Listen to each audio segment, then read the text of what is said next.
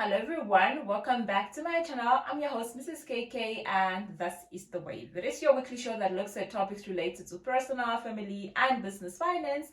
And our hope is that by the time we get to the end of this conversation, really you are better equipped to make sound financial decisions. So if you're new here, thank you very much for stopping by, and if you're already a returning subscriber, and awesome appreciation for always choosing to be part of this amazing community. I am officially back from maternity leave and I've been back at work for about a month now, and I'm trying to get back into the habit of filming again. So what better way to start off this filming again with reflecting on my 2023 year and also what you can do to achieve the most of the last quarter. I know a lot of us are already in December mood, but you should not underestimate the power of time. 3 months is a long time, and you really can achieve a lot if you just recenter, refocus and recommit to your goals. So I want to give us a few tips on how to end 2023 on a financially stronger note and also set yourself up for a successful 2024 by God's grace. So the first thing that you really need to do is to reflect on your goals and see what went wrong or what you did right over the last 9 months or so. Look, you can't rechart your course or you can't recommit to your goals if you don't know what is contributing to your progress thus far. You need to look at what were you doing that is working out in your favor, and what were you doing that is actually distracting from your progress.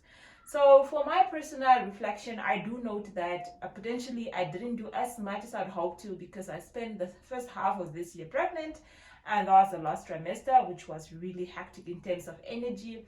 And also I underestimated the power of maternity finances and what that can impact your budget overall, especially during the 3 months that you're on maternity, where you are working on a reduced salary and also picking up new costs from the baby.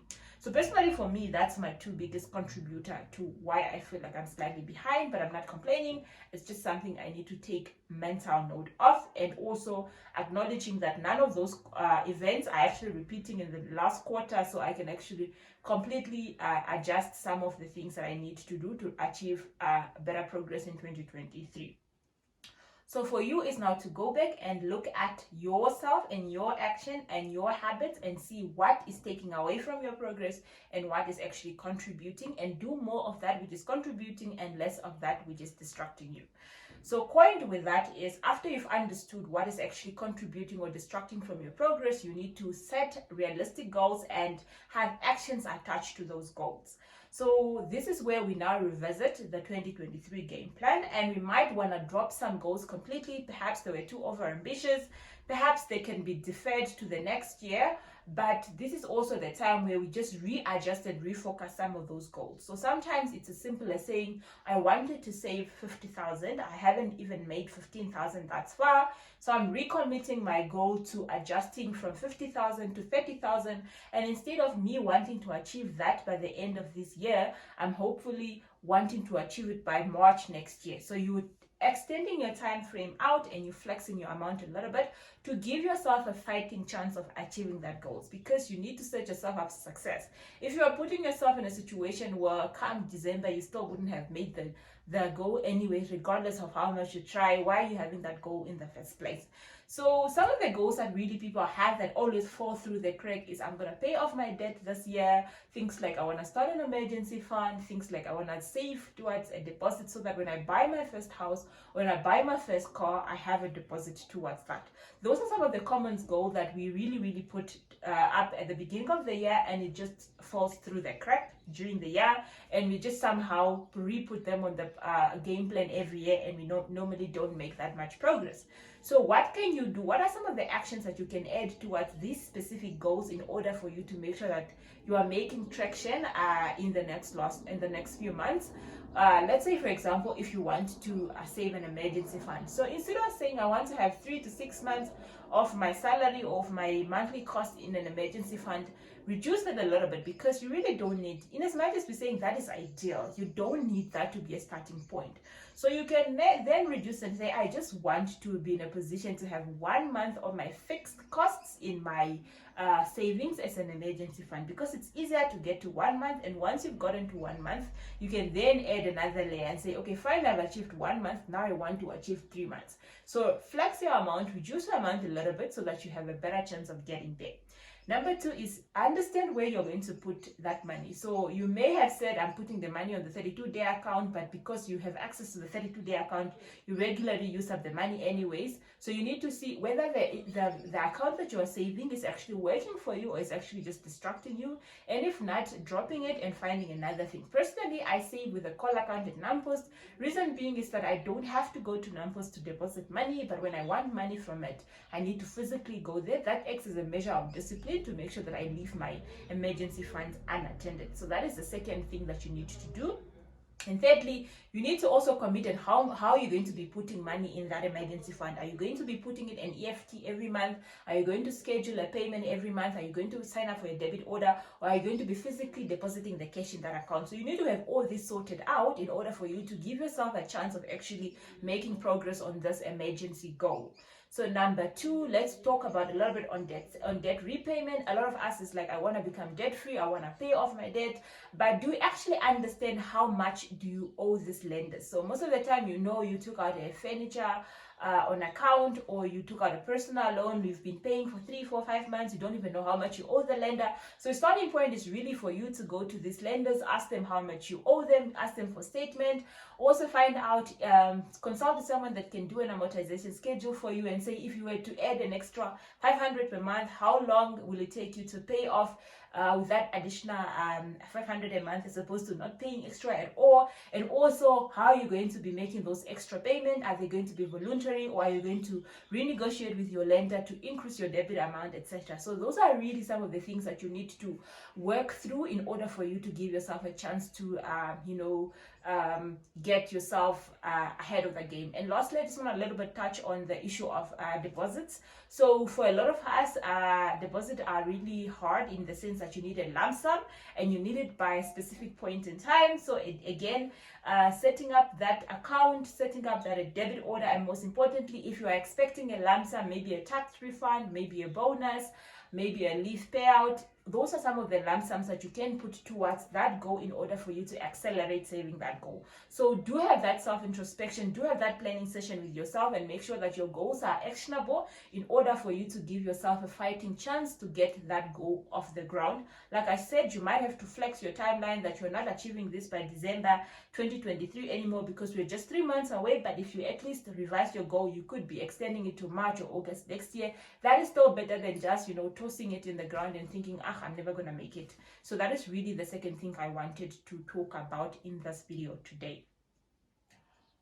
Okay, there are a few other things I want to talk about regarding making sure that you're finishing 2023 in a better space is going on a spending freeze. A lot of us really are wanting to have a December budget, for example, or wanting to make progress on this goal, but we've already lost a lot of time because we didn't make that much progress in the first 9 months of the year. So you might want to do some drastic measures in order to help you give yourself a chance. So what can you stop spending on right now?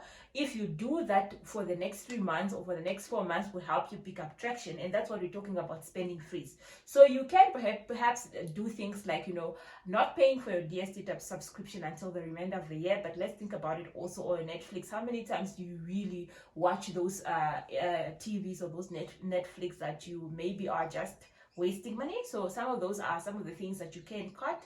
Perhaps just saving your entertainment budget. I know there's a lot of things happening, especially around Windhoek.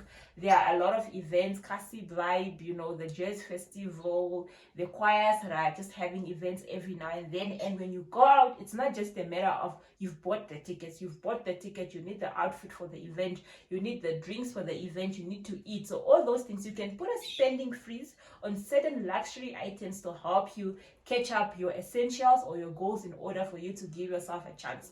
So let me know in the comment section below, what are you gonna freeze on spending for the next 3 months to try and accumulate that money to either go and sit in your festive budget or to help you accelerate some of the goals that you are wanting to tick off by the end of 2023, or maybe spill over in the first quarter of 2024. Okay, another thing that I want to also touch here is automating your bills and your savings. Like guys, we need to understand that most of the time we don't acknowledge that our brains were never really wired to deal with money. So if you're that person that is struggling to commit to your goals, if you're that person that is really just slacking and relapsing every time you accumulate a little bit of money, you need to remove yourself out of the equation and automate your bills. If you have municipality that needs to be paid, if you have MTC that needs to be paid, if you have school fees that needs to be paid, just set up debit orders for those things so that you know that by the 25th or the 26th, when your salary comes in, those debit orders goes off, and you are actually just budgeting the amount after the debit orders. Because if you yourself are being the hindrance, you need to get out of the equation, unfortunately. So be honest with yourself and say, maybe I lack the discipline to just make my payments on time. So how about I just force myself by signing up for a debit order? Personally, I've built a lot of discipline around making my bills, savings, etc. So I don't really like a lot of debit orders. But if you're someone that is struggling or that is working on building that discipline, automating your bills, automating your savings is one of the better ways that can help you just pick up that progress. And lastly, I want to talk about just celebrating milestones as well as joining or seeking accountability partners. So a few weeks back, I launched my coaching session on Instagram, where I do have pre-packaged, sessions where I do like affordability assessment for people that are looking for houses, or affordability assessment for people that are looking for cars, or just working through the budget for people that are struggling to budget. And one of the reasons why I like doing that is because when I come into the picture, I serve as an accountability partner for these people, and they come back to me, or I actually bother them to say, you said you're gonna pick up the side hustle, how are you tracking with this? Or you said you're going to, start paying extra towards that loan, have you started? So I am actually reminding them to recommit on the things that I've discussed. So if you're someone that is really looking for motivation, number one, look for an accountability partner, join a financial community. For example, my Budget Bee community on Instagram. Now and then I put up this thing that says, how are you, or how are you coping financially of late? And people come there, they share their progress, they share their challenges, and I encourage them. Sometimes I even repost the question to the broader audience, and people in the community gives guidance to that person to pick themselves up and just make progress and keep going forward. So that is also one way that you can help motivate yourself, especially if you are someone that gets to the end of this year and is feeling fatigued and burned out. That's also one thing I forgot to talk about at the beginning. So there are really like two types of people that gets to the end of the year. You have your type A, those are the people that say, wow, I only have 3 months, I need to put in all the work in order for me to finish my goals. Then you have the type 2 that are saying, I'm so tired, I can't wait for the Christmas to come, I'm just over this year, can we just move on to 2024? So you need to realize that if you fall in the second category, you need a booster. You need to find something that's gonna help you get over that fatigue. So personally for me, I'm someone that is into gardening, and spring is a good way to revive your garden. So we are coming at the back of winter, the plants are normally dead, the weather is ideal, it's also getting a little bit cloudy, and sometimes you may receive showers. So I'm putting a lot of seeds in the ground because I know 2-3 months down the line everything will be blooming, I'll be harvesting, and that's what keeps me motivated. And I channel that energy in all my other spheres of life, whether it's exercising, whether it's financial, whether it's spiritual. So you need to find what it is that you need to boost your financial motivation. And for me personally, accountability partner, as well as joining financial community to be part of the midst of people that are speaking the same language, that are driven as you're trying to be, will help you get there. And lastly, don't forget to celebrate your milestones, no matter how little they may seem. So for me personally, I know I haven't made a lot of progress this year because of what I shared earlier, but I don't forget to celebrate myself. So I could be coming from work and I think about all the things I do, then I see people are selling watermelon on the side of the road, and I'm like, oh, this watermelon would taste so nice, I deserve it because I've done ABC. Yes, I'm not saying go and guilt spend or guilt trip yourself into spending money you don't have. No, I'm talking about celebrating those milestones in many effective manner. So let's say you do this self-reflection, you realize you haven't made progress on goal A, B, and C, but you're actually 80% in taking off goal D and E. So celebrate the fact that you haven't actually completely dropped your ball game. You've actually just made progress on one, and you are recommitting these other goals that you've actually neglected. So that is really all I had from from this video. Very brief. I just want to remind you guys, don't let fatigue, just make you lazy this last quarter. Don't let, the thing of it's almost year end make you lose focus of the bigger picture. And 3 months is a long time to make progress. You have 3 paycheck remaining for the year to end. That can go and make a very long way towards achieving your goal. So let us know in the comment section below, are you motivated to start? What will you be doing in the next 3 months in order for you to achieve a little bit better in the last quarter? Until next time, it is goodbye, and let's continue engaging. Bye bye.